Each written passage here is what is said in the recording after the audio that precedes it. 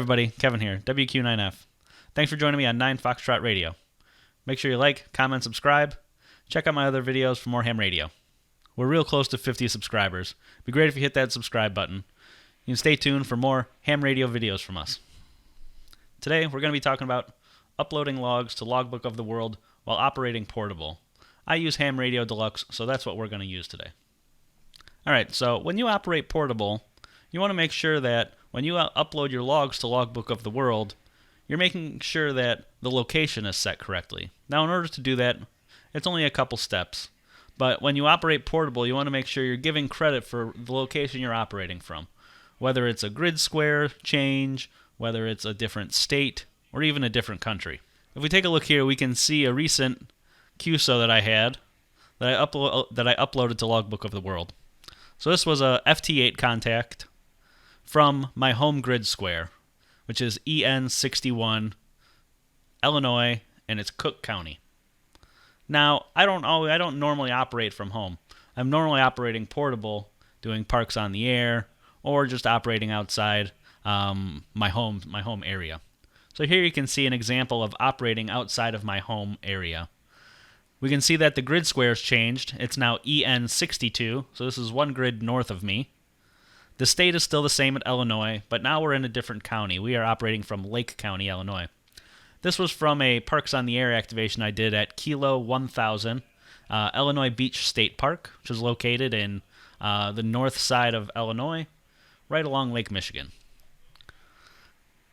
Alright, so here's my logbook using Ham Radio Deluxe. Depending on where I'm operating from will change what type of logging I use, but everything that I do comes back into Ham Radio Deluxe. If I'm portable doing parks on the air, I'm normally using a paper log. If I'm doing digital while I'm portable, I use my MacBook. In that case, I use rumlog NG. But everything gets put back into Ham Radio Deluxe, and then from here, I can then put all of those contacts and upload them to Logbook of the World, TQSL, QRZ, etc. Now, my last couple contacts here that I made today were all on FT8, and I've not sent them to Logbook of the World yet. So we're going to do that today. Now, if we double-click one of these contacts, it'll open up the logging screen. And I'm going to go to the My Station tab. So underneath My Station, you'll see that the profile I currently have highlighted is called Home. Now this has my information on it, and this is all information that's available on QRZ, such as my name, my address, my license class. At home I use the IC-7300. The antenna I don't have filled out. I've been using a mag loop, Chameleon F loop, in my office here. I live in an apartment in Chicago, so it's not the greatest operating conditions for HF, but it works. I have my locator, my grid square, latitude, longitude, my CQ zone, my ITU zone, and then I operate 10 watts using FT8. But you can see that I have other options available underneath the Profile tab. Now, in order to set up one of these station options, it's pretty easy. Alright, now in Ham Radio Deluxe, in order for you to set up a new station, you're going to go to the Tools menu, down to Configure, and then you're going to find an option for My Station. My Station is where you're going to set up information about your operating location. So, inside of My Station, you're going to see a few options. The first one here on the left, you're going to see a list of locations. Right now, my list of locations include my home operating station, as well as several parks on the air parks. Once you select one of those options, you'll then be able to put in information such as the operator call sign, your name, but more importantly, you can include things like the city, the county, the state, your CQ and ITU zones, as well as your grid square locator. So my home station here, you can see I'm located in Chicago. I am in Cook County. I'm in Illinois. I'm in EN61 Echo Whiskey. And then you can see my latitude, longitude, and my zones. All this information just comes right from all this information is available on my QRZ page. Underneath here, you can see some additional information that you can put in, such as your license class, what equipment you're operating. At home, I use the IC-7300 with a Chameleon F-loop antenna, and then I operate at 10 watts normally. Now we can take a look at one of these other operating locations. If I click on Illinois Beach State Park, you'll notice that some of the information changes. The city changes to Beach Park. The county is now Lake. The state is Illinois. I also have information up here that's changed, and this is specific for Parks on the Air. This will track your SIG, which is POTA for Parks on the Air, and SIG Info. This is where your park designator goes. In our case, for Illinois Beach State Park, it is Kilo-1000, so K-1000. Now, if you would like to add an additional location to Ham Radio Deluxe Logbook, you click the Add Location button up here, and it will just give you a blank form to fill out. Now, in order for you to upload to Logbook of the World, the things that you have to have are going to be operator call sign, county and state, and your locator. That's going to be a minimum kind of information you need, because when you go to upload to Logbook of the World, it's going to check for your call sign, as well as the county and state you're operating from, and your grid square locator, to make sure they match the location that we're going to set up inside of TQSL. Now, whenever you get ready to start adding QSOs into your log, you just come back to this My Station, and then select whatever location you're operating from, and then that will stay the same for every record you add to your log. So if I click on Home, and I go ahead and close this, and I go to Add a Logbook Entry, it's going to pop up my logbook entry, and if I click on My Station, I can see that it auto-selects the home, and then auto-populates this information. Now, if I were to go ahead and change this from home to say I'm adding logbook entries from Illinois Beach State Park, I just go back to My Station, click on Illinois Beach State Park, and I can go ahead and close that. Now, when I go ahead and add a logbook entry,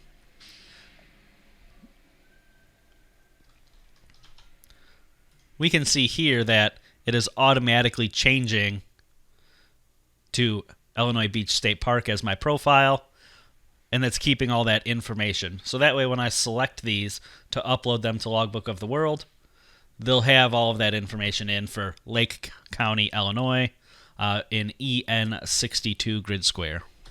All right, so now that we've set up our station location inside of Ham Radio Deluxe, we need to go ahead and add a station location inside of TQSL. Now, TQSL is the program the ARRL uses in order to authenticate your logs are yours using that call sign certificate you have to use in order to use Logbook of the World. Now, I'm not going to go over in this video how to set up TQSL and how to get started with Logbook of the World. I'm going to assume right now that you've already have this set up. If not, there are plenty of videos out on YouTube, as well as information from the ARRL on how to get started with Logbook of the World. So inside of the TQSL program, this is what, if you open it up, this is what you normally see. And it's going to go to this log operations, where you can sign a log or create an ADIF file, etc. We're actually going to be looking at the Station Locations tab. So once I click that, you'll see here that it gives me a list of station locations that I already have set up. Now, these station locations are places that I have sent logs in from.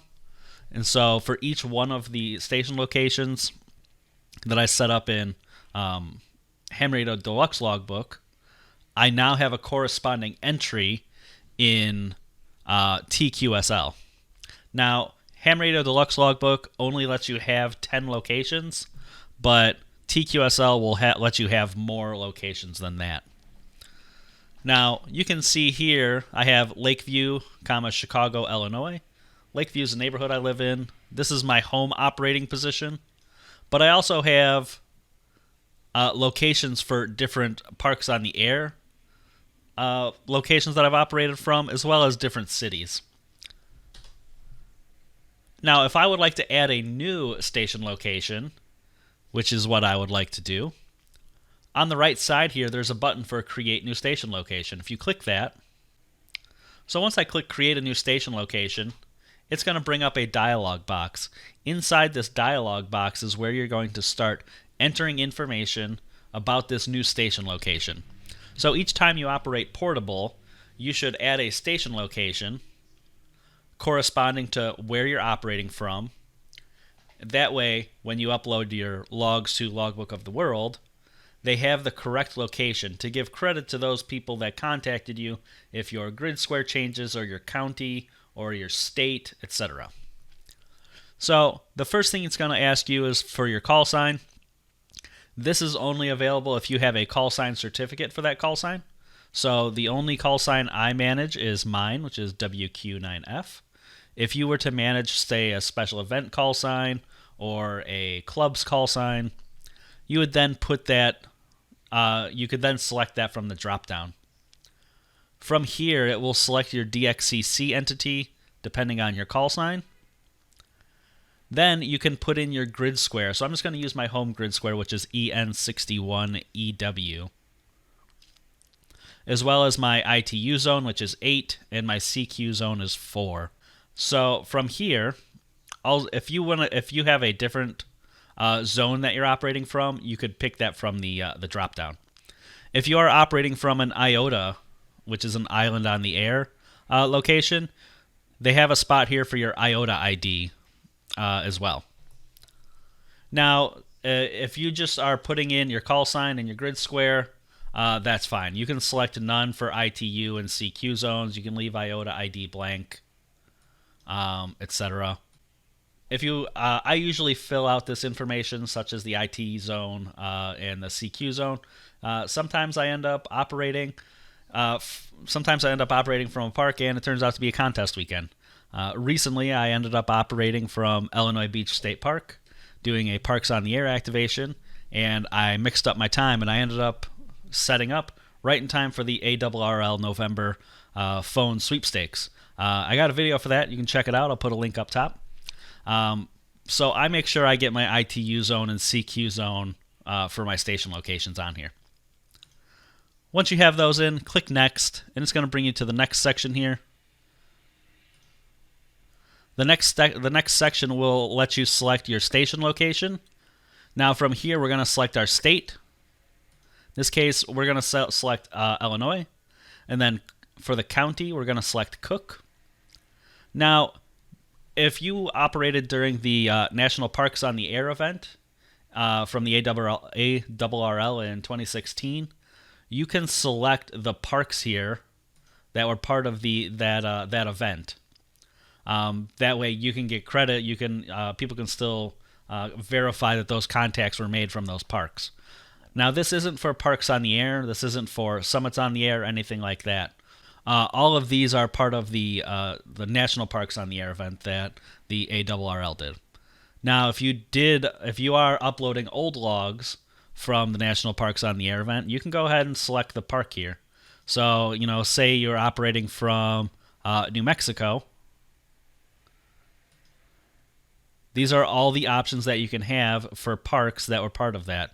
So here we have the national monuments, we have national parks, National Historic Trail. All of these are located in New Mexico. Now when I set this up, I'm not operating from any national parks. So I'm just setting Illinois. My county is Cook. None of these are actually part of the some of these are part of the Parks on the Air, but some of these aren't. I usually just leave this blank. So I'm just going to select my state and my county. I'm going to go ahead and click Next. I usually leave the park section blank, even if I were to operate from one of those parks, because I didn't take part in the National Park on the Air event. All right, the last step in adding our station location is to go ahead and give our station location a name. So if I were to, say, operate from a different neighborhood in Chicago, I could go ahead and type that in. Now, if I was going to operate from a different neighborhood, I probably wouldn't change this unless it was a Parks on the Air, just so I can kind of keep track, and that's for my, for me. All of these other Parks on the Air locations that I've operated from have all been in different counties, different states, different grid squares, etc. So once you type in a station location, go ahead and hit finish. That will update your list up here. Now, I didn't actually add another station because the log I'm going to upload is from today. So I'm just going to be using my home location, which is Lakeview, Chicago. Now, once we've updated our station location, we can go back to our logbook and get ready to upload our log to Logbook of the World. And now I want to go ahead and upload. My contacts from today that I made on FT8. So I'm just going to go ahead and highlight all of the contacts that I would like to upload. I'm going to right click. I'm going to go to Option. Or I'm going to go to File, LOTW, File, LOTW, and I'm going to click on Upload. Now from here, I have my Ham Radio Deluxe Logbook information set up. I have my it'll fill in the LOTW login and upload URLs. You need to put in your username and password for LOTW. You then need to point wherever your TQSL program is located at. This is the default, the program files on the C drive. If you have it saved to a different drive or somewhere else, you would then make sure that you point it to there. I don't have a private password on my TQSL, but if you see here, I have station location options now. And if I click this drop down, I have all of those station locations that I have now set up in TQSL. So for these, they are in Lakeview, Chicago, Illinois, because that's where my contacts were made. And then I'm just going to go ahead and click upload. And then down here it said login okay, file upload okay, and then it says upload accepted. So all I have to do then is click finished. Now, once Logbook of the World processes my log upload, those will show up in my log on Logbook of the World under the correct station location, which is my home location, and not at a different location. All right, everybody. Hopefully that made a little bit of sense and wasn't too hard to follow. If you're using a different logging program, you just want to have to make sure that when you upload your QSOs to Logbook of the World, the station information or where you're operating from is changed for those contacts in your logging program. Whether it's N3FJP, L4OM, if you're using MacLogger or RumLog or whatever it may be, you just want to make sure that where your operating information is set to your location that matches your Logbook of the World location using TQSL. Now, it can be a little finicky, especially with the spelling of things. So, like, one of the parks I've operated from is in what's called DuPage County in Illinois. DuPage is 2 words. If you make them as 1 word, it won't accept your upload. So just make sure that the station information correlates together. Thanks for joining me today, everybody.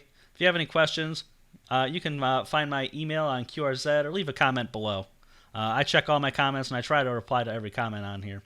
Otherwise, make sure you like, comment, subscribe, and we'll catch you next time. 7-3.